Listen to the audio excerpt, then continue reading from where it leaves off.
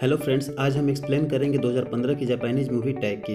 दोस्तों, मूवी के स्टार्टिंग में ही हमें दो बसें दिखाई देती हैं जो लड़कियों से भरी होती हैं। इसमें एक मिसुकी नाम की लड़की होती है जो लिख रही होती है। ऐसे में उसकी फ्रेंड्स उसे चिढ़ाने लगती हैं। तभी उसका पेन नीचे गिर जाता है। जब वह झुकती है पेन को उठाने के लिए, तभी एक जानलेवा हवा दोनों बसों को छतरी सहित और लड़कियों को काट देती है। मिसुकी जब खड़ी होती है तब वह यह देखकर हैरान हो जाती है और वह इस जानलेवा हवा से बचने के लिए भागने लगती है और भागती जाती है।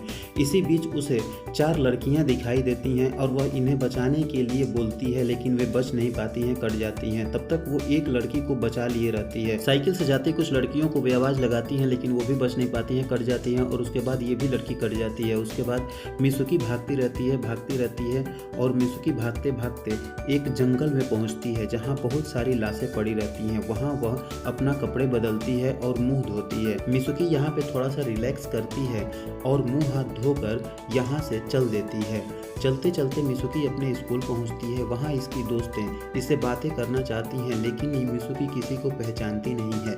मिसुकी अपने एक दोस्त से मुलाकात करती है और वह बहुत भयभीत रहती है। मिसुकी और उसके दोस्त बहुत अच्छे फ्रेंड रहते हैं। तभी एक हवा आती है और मिसुकी बहुत ज़्यादा डर जाती है और स्कूल के अंदर चली जाती है।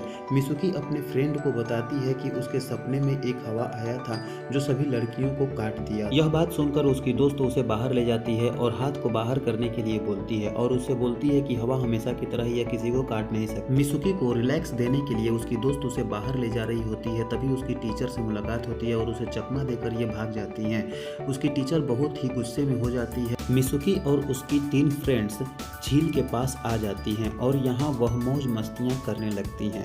मौज मस्ती करते वक्त मिसुकी की एक फ्रेंड को मगरमच्छ पकड़ लेता है, लेकिन यह नकली होता है। यहाँ पे ये सभी मौज मस्तियाँ करती हैं और इसके बाद वे अपने स्कूल में चली जाती हैं। मिसुकी क्लास में बैठी रहती है। तभी उसे एक तकिया दिखाई देता है। मिसुकी तकिया उठाने के लिए झुकती है। तभी उसकी टीचर सभी लड़कियों को गोली मारने लगती हैं, सिवाय मिसुकी की। मिसुको की टीचर उससे आकर बोलती है कि तुमने बाहर जाने का हिम्मत कैसे कर लिया, अब तुम भी नहीं बच सकोगी।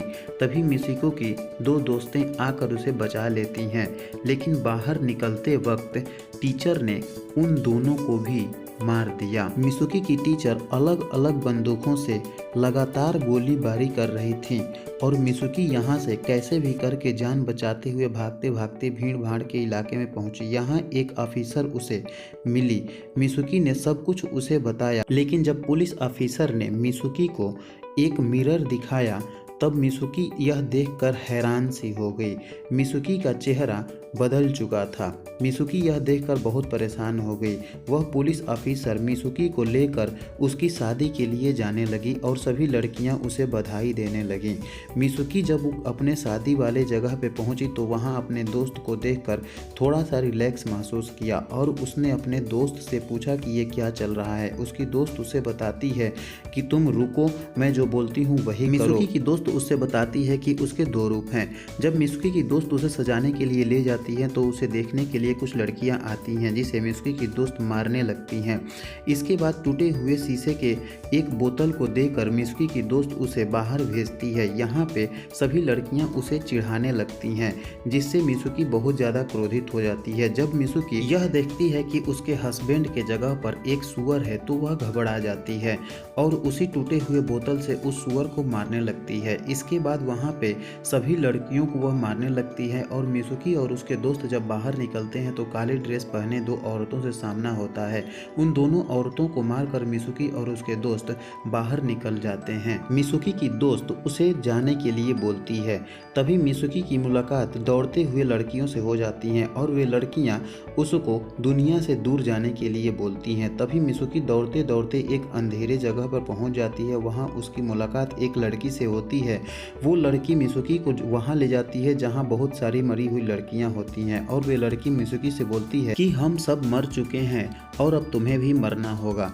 तभी मिसुकी की दोस्त आकर मिसुकी को बचा लेती है और उससे अपने दोनों हाथों में लगे हुए वायर को निकालने के लिए बोलती है, लेकिन मिसुकी अपने दोस्त से बहुत प्यार करती है इसलिए नहीं निकालती है, क्योंकि वायर निकालने पर उसकी दोस्त की मृत्यु हो जाएगी।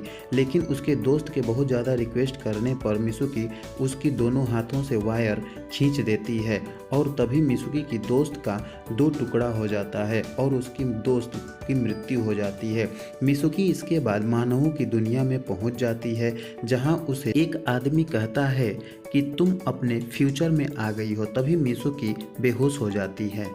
जब मिसुकी की आंखें खुलती हैं तब उसे कुछ मरी हुई लड़कियां दिखाई देती हैं और एक बूढ़ा व्यक्ति दिखाई देता है जो गेम खेल रहा होता है। वह बूढ़ा व्यक्ति मिसुकी से कहता है कि तुम्हें हमने ही अपने मनोरंजन के लिए बनाया है। तुम लोग एक खेल खेल रहे हो जिसका रिमोट मेरे ही पास है, मैं ही तुम्हें चला रहा हूँ।